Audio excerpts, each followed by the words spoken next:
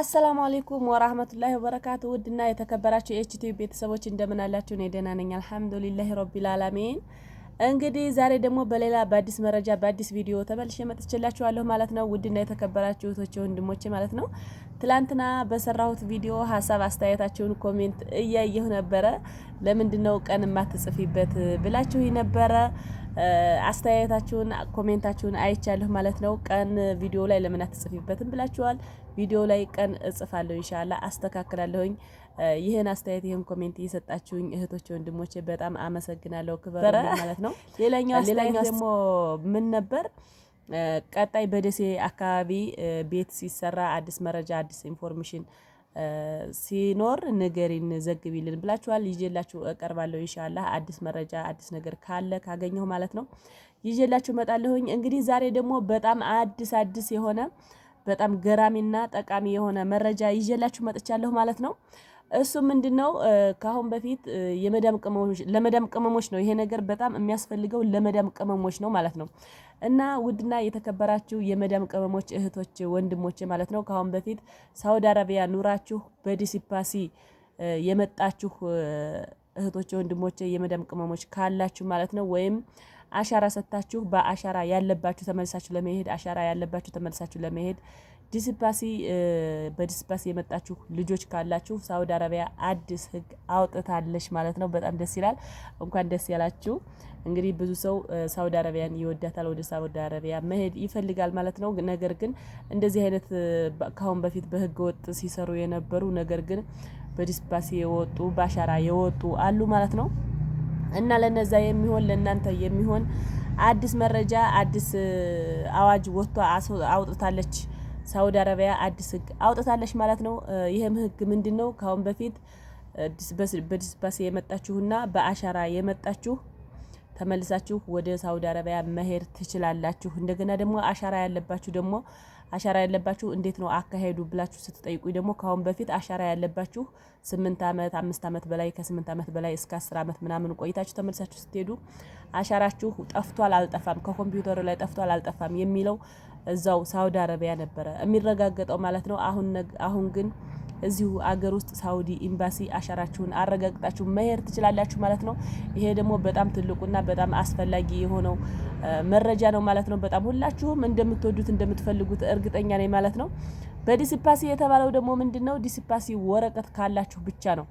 የዲሲፓሲ ወረቀቱን በእጃችሁ ይዛችሁ ከሆነ እስካሁን ካላጠፋችሁት ማለት ነው መልካም ዜና ነው ለእናንተ። ይሄን የዲሲፓሲ ወረቀት በእጃችሁ ይዛችሁ ከሆነ በዛ በወረቀት መሰረት ምንም አይነት ወንጀል ከሌለባችሁ ትሄዳላችሁ ማለት ነው። የማትሄዱ ዜጎችንም እዛው ላይ አብራ ጠቅሳለች ሳውዲ አረቢያ ማለት ነው።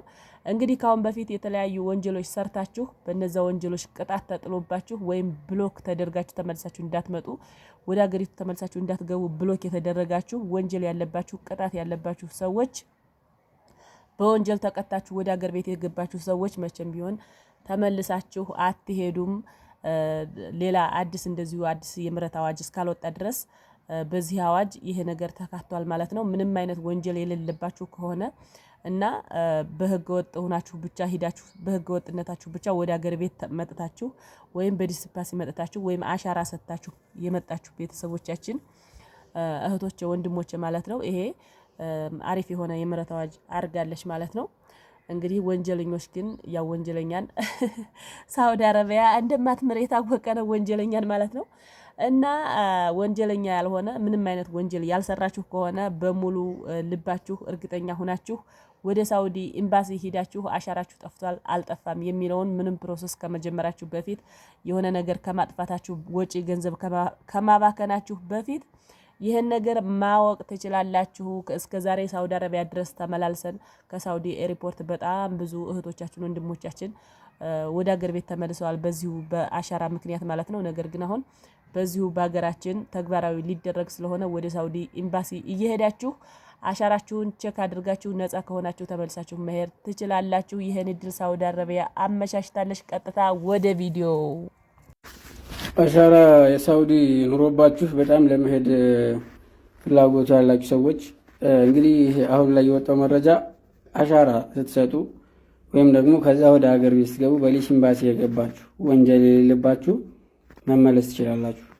ምንም አይነት የወንጀል ሪከርድ ከሌለባችሁ መመለስ ትችላላችሁ። ነገር ግን በተለያየ የወንጀል ኬስ ተከሳችሁ ብሎክ ተደርጋችሁ ወደ ሀገር ቤት የገባችሁ ስም የቀየራችሁ 10 ዓመትም 20 ዓመትም ብትቀመጡ መመለስ አትችሉም። ሲምባሲ ወረቀት ያላችሁ ብቻ ወረቀቱን ያሳያችኋለሁ በቪዲዮ መጨረሻ ላይ እሱ ያላችሁ ብቻ መመለስ ትችላላችሁ። ሳውዲ ኤምባሲ ቼክ ማድረግ የሚቻል በመሆኑ ከአሁን በኋላ ጀዳ ወይም ከሳውዲ አረቢያ ከገቡ በኋላ መመለስ የሚባለው ነገር አከተመ። ከአሁን በኋላ ወደ ሳውዲ አረቢያ አሻራ ይይዘኛል አይዘኝም የሚለውን የጣት አሻራ በመስጠት በአዲስ አበባ በሚገኘው በሳውዲ አረቢያ ኤምባሲ የማረጋገጥ ስራ ሊጀመር በመሆኑ ይህንን ለማብሰር ነው የዛሬው አስደሳቹ መረጃዬ። ይህንን መረጃ ለሌሎችም አድርሱላቸው። ብዙዎች እያሰቡ እየተጨነቁ ያሉ በመኖራቸው። ስለዚህ እጅግ ጥቂት ቀናቶች ናቸው የቀሩት። በመታገዝ ይህንን አሻራችሁን ቼክ እያደረጋችሁ ወደ ሳውዲ አረቢያ መምጣት የምትችሉ መሆኑን ለመግለጽ እወዳለሁ። ነገር ግን ከዛ በፊት ደግሞ የማጠናቀሪያ ወይም ደግሞ ለዝግጅት የሚሆናችሁ እና ቪዲዮው ያው ያያችሁትን ይመስል ነበረ። ውድና የተከበራችሁ የዩቲዩብ ቤተሰቦች ላይክ፣ ሼር፣ ሰብስክራይብ አድርጉ። ቪዲዮው ላይክ አድርጉ፣ በላይክ ጀምሩ። ሼር አድርጉ፣ ላልደረሳቸው አድርሱልኝ። ሰብስክራይብ አድርጉኝ፣ ማስታወቂያ እዩልኝ ማለት ነው። ማስታወቂያውን እስከ መጨረሻው እያያችሁ ቪዲዮውን እንደወደዳችሁት ተስፋ አድርጋለሁ። ቪዲዮውን ደግሞ እስከ መጨረሻው እዩት ማለት ነው። በጣም ጠቃሚ፣ በጣም ለሁላችሁም ጠቃሚ የሆነ መረጃ ነው ይዤላችሁ የመጣሁት ማለት ነው። ውድና የተከበራችሁ የዩቲዩብ ቤተሰቦች ላይክ፣ ሼር፣ ሰብስክራይብ ማድረጋችሁን እንዳረሱ ማለት ነው። ከዚህ በኋላ ደግሞ ሌላ አንድ አዲስ መረጃ አለኝ ይዤላችሁ መጥቻለሁ ማለት ነው። ይህም አዲስ መረጃ ምንድነው? እንግዲህ ኢትዮጵያ ውስጥ ብዙ ጊዜ መታችሁ ማታውቁ ጓደኞች፣ እህቶች፣ ወንድሞች ካላችሁ ማለት ነው ናሽናል አይዲ ኢትዮጵያ ውስጥ ተግባራዊ ተደርጓል። ዲጂታል መታወቂያ ማለት ነው። ካለ ዲጂታል መታወቂያ ባንክ አካውንት መክፈትም አይቻልም። የባንክ ቡክ መክፈት አይቻልም። የተለያዩ አገልግሎቶችንም እንትን ማለት መጠቀም መገልገል አይቻልም ማለት ነው። ይህን የተመለከተ ቪዲዮ ይዤላችሁ መጥቻለሁ ማለት ነው። እንደገና ማድረግ ያለባችሁ ጥንቃቄ ከአረብ ሀገር ስትመጡ ናሽናል አይዲ ከሌላችሁ ወይም ዲጂታል መታወቂያ ከሌላችሁ ስለማይኖራችሁ ማለት ነው ይህን ነገር ብር ስትመጡ በአካውንታችሁ ሳይሆን በእጃችሁ ይዛችሁ ኑ እና መንግስት ደግሞ አሁን ናሽናል አይዲ የሌለው ብር ማውጣት አይችልም ተብሏል።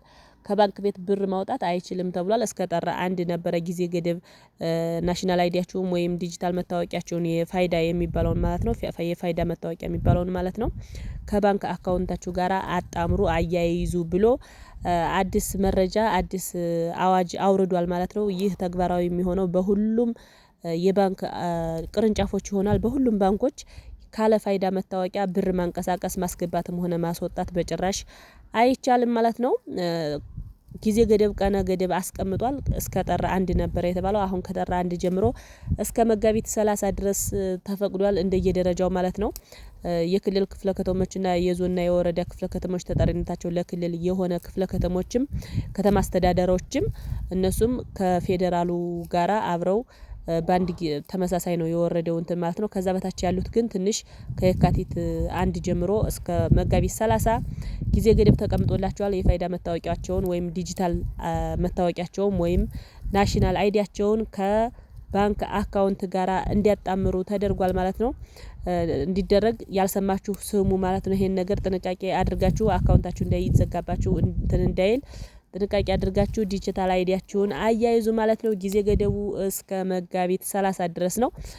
በዚህ መካከል ለመዳም ቅመሞችና ውጭ ሀገር ላሉ ሰዎች ለኢትዮጵያውያን ለስደተኛ ወንድሞቻችን እህቶቻችን ምንም የተባለ ነገር የለም ማለት ነው። አሁን ብራችንን እኛ ውጭ ሀገር ብንሆንም ብራችንን የምናስቀምጠው አገር ቤት ነው እና እኛ ደግሞ ዲጂታል አይዲ ወይም ናሽናል አይዲ ወይም ፋይዳ መታወቂያ የለንም ማለት ነው። ውጭ ሀገር የምንኖር ሰዎች እኔ ራሴ የለኝም። በፓስፖርቴ ባንክ አካውንት ልከፍት ፈልጌ ነበረ፣ ነገር ግን አልቻልኩም። ምን ጠየቁኝ? ናሽናል አይዲ ወይም ዲጂታል መታወቂያ ከሌለሽ የፋይዳ መታወቂያ ከሌለሽ ባንክ አካውንት መክፈት አትችይም፣ ማስወጣትም ሆነ ማስገባት በጭራሽ አትችይም ተብዬ ተከልክያለሁ ማለት ነው። ይህን ነገርም ልነግራችሁ እወዳለሁ ማለት ነው። ጥንቃቄ እንድታደርጉ እና መንግስት ውጭ ሀገር ለሚኖር ሰው ምንም ያለው ነገር የለም እስካሁን ማለት ነው። ብራቸው ባለበት ይቀመጣል ወይ ሲመጡ በፓስፖርታቸው ማንቀሳቀስ ይችላሉ ወይም በመጡ ሰዓት ጊዜ ገደብ አሁን እስከ መጋቢት 30 አስቀምጧል ማለት ነው። ግን ከመጋቢት 30 በኋላ የመጣ ሰው አሁን ለምሳሌ ውጭ ሀገር ሆነን ወይም እዚህ ሀገር ውስጥም ሆነን እስከ መጋቢት 30 ዲጂታል አይዲ ካልደረሰልን ወይም ናሽናል አይዲ ወይም ዲጂታል መታወቂያ ካልደረሰልን ይሄ ፋይዳ የሚባለው ማለት ነው ካልደረሰልን እንዴት ነው የምናደርገው የሚለውን ተቀባይነት አይኖረውም እያለ ነበረ። እንግዲህ ከዛ በኋላ ደግሞ እንዴት እንደሚያደርግ አላቅም። ምንም ያለው ነገር የለም። ውጭ ሀገር ለሚኖሩና አገር ቤት ብራቸውን ላስቀመጡ ሰዎች ምንም የተባለ ነገር የለም። አዲስ መረጃ ሲኖር ደግሞ እነግራችኋለሁ ማለት ነው። ውድና የተከበራችሁ የዩቲዩብ ቤተሰቦች እናንተ ላይክ፣ ሼር፣ ሰብስክራይብ ማድረጋችሁን እንዳትረሱ። ላይክ አድርጉ። ቪዲዮውን ስትጀምሩ በላይክ ጀምሩ። ማስታወቂያ እዩልኝ ማለት ነው ውዶች፣ ማሮች፣ ፍቅሮቼ እና ቪዲዮዬ ይሄን ይመስላል። ከዚህ ቀጥዬ ደግሞ ስለዚህ ስለ ዲጂታል አይዲና ስለ ፋይዳ መታወቂያ ስለሚባለው ነገር በደንብ የሚያብራራ ቪዲዮ ይዤላችሁ እመጣለሁ ማለት ነው። እናንተ ላይክ፣ ሼር፣ ሰብስክራይብ ማድረጋችሁን ቀጥሉ። ቀጥታ ወደ ቪዲዮ። ብሔራዊ ባንክ የባንክ ደንበኞች የባንክ ሂሳባቸውን የሚያጣምሩበትን ቀነ ገደብ አስቀመጠ።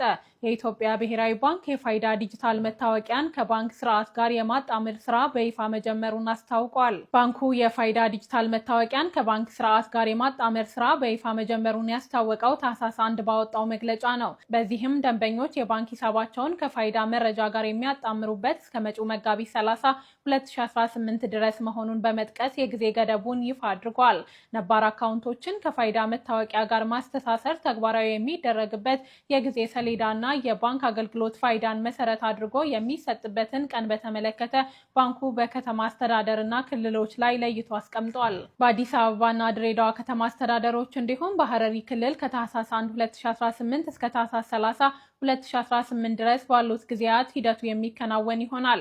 በሁሉም ክልሎች የሚገኙ የዞን ዋና ከተሞች እንዲሁም ለክልል ተጠሪ የሆኑ የከተማ አስተዳደሮች ሂደቱ በተመሳሳይ ቀን የሚከናወን ሲሆን በተጠቀሱት ቦታዎች የባንክ አገልግሎት ፋይዳን መሰረት አድርጎ መሰጠት የሚጀምርበት ቀን ደግሞ በተመሳሳይ ከጥር 1 2018 ጀምሮ ነው። በሁሉም ክልሎች የሚገኙ የወረዳ ዋና ከተሞች ከታህሳስ 1 2018 ጀምሮ እስከ ጥር 30 2018 የባንክ አካውንት ከፋይዳ የማጣመር የጊዜ ሰሌዳ ሲሆን የባንክ አገልግሎት ፋይዳን መሰረት አድርጎ የሚሰጥበት ቀን ደግሞ ከየካቲት 1 2018 ጀምሮ ይሆናል። በሁሉም ክልሎች የሚገኙ ከወረዳ ዋና ከተሞች በታች ያሉ ከተሞችና የገጠር ወረዳዎች ወይም ቀበሌዎች ከጥር 1 2018 ጀምሮ እስከ መጋቢት 30 2018 ድረስ የባንክ አካውንት ከፋይዳ መታወቂያ የማጣመር የጊዜ ሰሌዳ ሲሆን ከሚያዝያ 1 2018 ጀምሮ ደግሞ የባንክ አገልግሎት ፋይዳ መሰረት አድርጎ መሰጠት የሚጀምርበት ቀን መሆኑን የኢትዮጵያ ብሔራዊ ባንክ ባወጣው መግለጫ አብራርቷል።